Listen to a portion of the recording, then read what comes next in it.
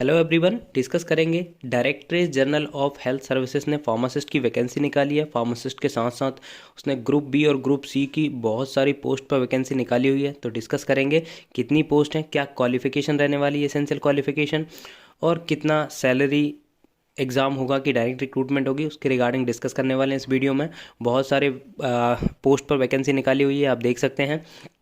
और सेकंड हम डिस्कस करेंगे एम्स गुवाहाटी, जिसने कि अपना रिक्रूटमेंट जो 5 फार्मासिस्ट की पोस्ट आई थी वो कैंसिल कर दिया है, उसके बारे में जानेंगे। तो सबसे पहले एम्स गुवाहाटी के बारे में देख लेते हैं। एम्स गुवाहाटी ने 142 पोस्ट पर ग्रुप बी और ग्रुप सी की पोस्ट निकाली थी, जो कि उन्हें कैंसिल कर दिया। यहाँ पे देख सकते हैं, the above mentioned advertisement published in employment news 21st to 27 October 2023 may be treated as a cancel due to the administrative reason. However, separate notification will be issued by AIIMS Delhi for common recruitment examination shortly on the website of institute.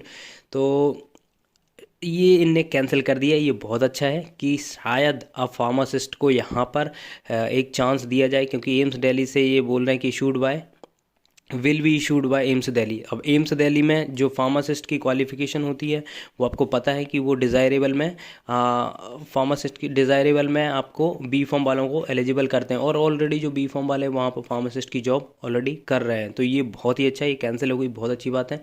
शायद अभी उम्मीद है कि next जो advertisement आए उसमें form में आपको बी फॉर्म वालों को भी एलिजिबिलिटी का शायद मौका मिले।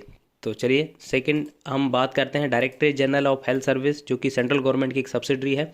हेल्थ सर्विसेज प्रोवाइड कराती है, इसकी बहुत सारी लैब हैं। यहाँ पर आप देख सकते हैं इतनी सारी लैब्स वगैरह हैं। यहाँ पर फार्मासिस्ट की वैकेंसी आई हुई है, चलिए देखते हैं।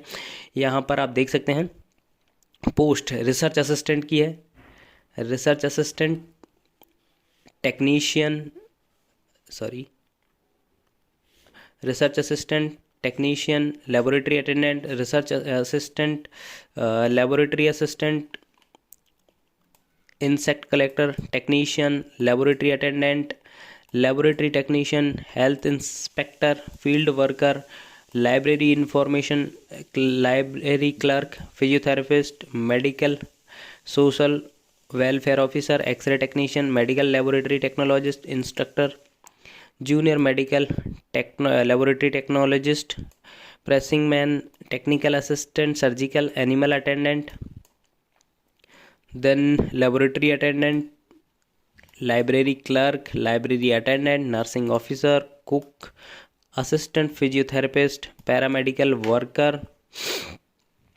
Kitchen assistant, medical lab technologist, medical laboratory technologist, assistant physiotherapist, fitter, cook, paramedical workers, tailors, laboratory attendant, technician, boiler attendant, workshop attendant, demonstrator, chemistry and nutrition, then sister tutor, laboratory attendant, animal attendant, museum assistant, nursing officer, junior psychiatric, social welfare, tailor, cone worker, radiographer, car driver, dietitian, then pharmacist, laboratory assistant और dietary staff, HMTS sanitation, pharmacist cum clerk.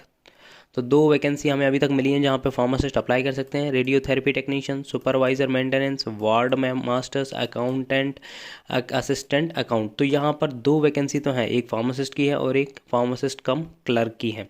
तो हम ये देखेंगे pharmacist cum clerk यदि आप बनते हैं तो आपको क्या काम करना पड़ेगा, क्योंकि अभी थोड़ा सा प्रॉब्लम हुई है।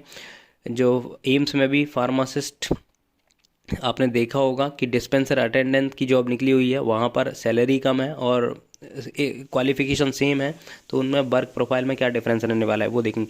उससे पहले हम थोड़ा सा इनमें देख लेते हैं कि जैसे कहीं कहीं रिसर्च असिस्टेंट होता है, वहाँ पर क्या होता है कि जो बी फॉर्म वाले होते हैं उनको अप्लाई कर एलिजिबल कर देते हैं। बट आई थिंक यहाँ पे master degree in relevant so speciality zoology, microbiology, biochemistry जिनके पास है वो भर सकते हैं। टेक्नीशियन में साइंस ग्रेजुएट, अब इसमें साइंस ग्रेजुएट ने लिखा हुआ है, जूलॉजी, लाइफ साइंस और माइक्रोबायोलॉजी, तो हम यहाँ पर नहीं फिलअप कर सकते फॉर्म, ठीक है। लेबोरेटरी असिस्टेंट में भी नहीं कर सकते। तो चलिए हम देखते हैं फार्मासिस्ट की कितनी पोस्ट हैं और क्या क्वालिफिकेशंस हैं।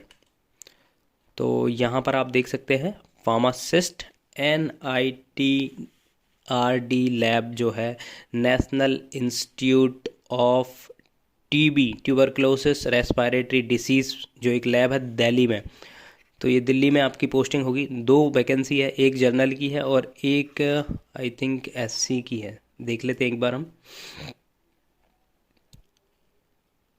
एक ओबीसी की है।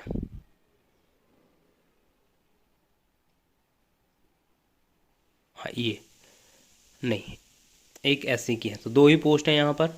और लेवल इसका 5 है। लेवल 5 मतलब दिल्ली में आप जॉब करेंगे तो लगभग 50 से 55 हज़ार रुपये आपकी सैलरी बनेगी।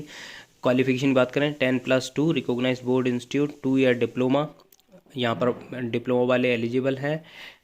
Any state desirable 2 year experience and recognised government service, government hospital institutions. तो यहाँ पर बी फॉर्म का कोई भी एलिजिबिलिटी मेंशन नहीं है, बट आप देखते हैं इसकी फ़ीस कितनी है। यदि फ़ीस कम है तो आप फॉर्म भर दें। अब वो यदि हायर एजुकेशन वाले को प्रेफर करेंगे तो बात बन जाएगी। एज लिमिट है 18 to 28 ईयर। तो जो भी जनरल से अप्लाई करेंगे उनकी मिनिमम एज 18 और मैक्सिमम 28 होनी चाहिए। जैसे एससी वाला है तो उसके लिए रिलैक्सेशन मिल जाएगा। सेकंड पोस्ट और थी pharmacist cum clerk, GMSD. GMSD का फुल फॉर्म क्या होता है? जनरल मेडिकल स्टोर डिपोट, जो कि बहुत सारे डिपोट हैं, करनाल में भी है, दिल्ली में भी है, चेन्नई में भी है। तो अभी ये इसने स्पेसिफाई नहीं किया है कि कहाँ पर आपकी पोस्टिंग देगी। तो टोटल यहाँ पर 3 पोस्ट हैं, 2 जनरल की है और 1 ओबीसी की है। इसका लेवल 4 है। लेवल 4 मतलब 2400 ग्रेड पे। 2400 ग्रेड पे तो दिल्ली में आपकी लगभग वही 40 to 45 सैलरी इन हैंड बनने वाली है। Fully qualified pharmacist duly registered, आपका डिप्लोमा क्वालिफाइड फार्मासिस्ट होना चाहिए। फार्मासिस्ट अब इन्हें लिख दिया तो यहाँ पे दोनों ही अप्लाई कर सकते हैं, डी फॉर्म वाले भी और बी फॉर्म वाले भी, प्लस आपके पास रजिस्ट्रेशन होना चाहिए। एज लिमिट है 18 to 25। मिनिमम एज आपकी 18 होनी चाहिए, 25 ईयर आपकी मैक्सिमम हो सकती है। जनरल के केस में आप 25 ईयर तक के हैं तो भर सकते हैं, लेकिन ओबीसी के हैं तो आपको 3 साल का एक्सपीरियंस मिल जाएगा। मतलब ओबीसी वाले जो 28 ईयर तक के हैं वो यहाँ पर अप्लाई कर सकते हैं। तो ये सैलरी वगैरह की हमने बात कर ली। अब देखते हैं कि इसका एग्ज़ाम होगा कि क्या होगा। डेट की टाइमलाइन के बारे में यहाँ पर डिस्कस किया हुआ है। Date of submission of online application आप ये देख सकते हैं 10/11/2023 से स्टार्ट हो चुकी हैं, 30/11/2023 तक ही सबमिट होगी। तो 20 दिन का ही टाइम है। लास्ट डेट वही 30/11/2023 ही है।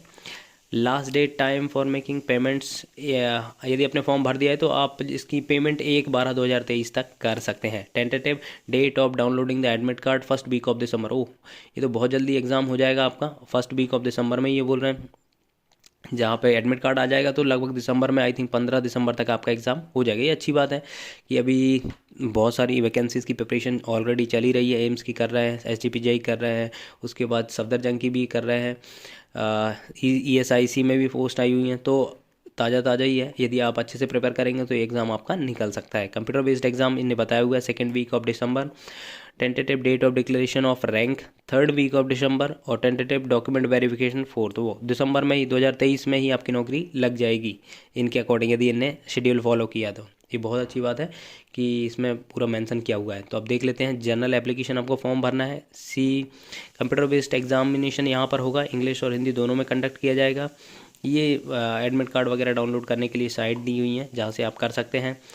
हाँ, अब हम देख लेते हैं इसमें पे स्केल। तो मैंने आपको बता ही दिया है। नेशनलिटी आपकी इंडियन होनी चाहिए। एज रिलैक्सेशन वो भी मैंने आपको क्लियर कर दिया है। Process of certification, application fee, हाँ, फ़ी फॉर 600 रुपीज़ आपके लगने वाले हैं। ये जनरल ओबीसी जो जनरल ओबीसी और ईडब्ल्यूएस के लिए है। जो वुमन कैंडिडेट हैं और शेड्यूल कास्ट के हैं, एसटी के हैं और फिजिकली हैंडीकैप्ड हैं, वो एग्जेम्प्टेड है फीस से। उनकी कोई भी फीस लगने वाली नहीं है, फ्री में उनका फॉर्म भर जाएगा। किस किस के लिए? वुमेंस के लिए, एससी और एसटी और इनके लिए फिजिकली हैंडीकैप के लिए। बट जनरल हो गया, ओबीसी हो गया और ईडब्ल्यूएस, इनको 600 रुपये देने पड़ेंगे। तो जो बी फॉर्म वाले हैं मैं कहूँगा कि आप इसका फॉर्म भर दें, क्योंकि 600 रुपये में कुछ जाना नहीं है। लेकिन इसका यदि आपका क्वालिफाई हो जाता तो ये मान के चलो आप 2023 में आपके हाथ में जॉब होगी।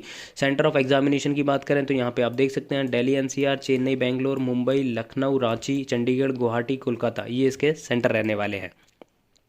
कंप्यूटर बेस्ड एग्जाम होगा और यहाँ पर लिखा हुआ है the computer based examination will consist one objective type containing 60 questions carrying 4 marks each and time allotted to completing 60 question आएंगे। 60 मिनट में आपको सॉल्व करना है और there will be a negative marking. तो नेगेटिव मार्किंग भी यहाँ पर होने वाली, तो अच्छे से आपको अटेम्प्ट करना पड़ेगा। तो ये हो गया इसका एडमिशन वगैरह ये सब आपके डॉक्यूमेंट्स वगैरह लिखे हुए हैं जो कि आप स्टडी कर लेना। मैं डिस्क्रिप्शन में इसकी लिंक दे दूंगा। आई होप गाइस ये आपको वीडियो अच्छा लगा हो तो प्लीज़ चैनल को सब्सक्राइब करिए, वीडियो को लाइक करिए, कमेंट करिए एंड शेयर करिए।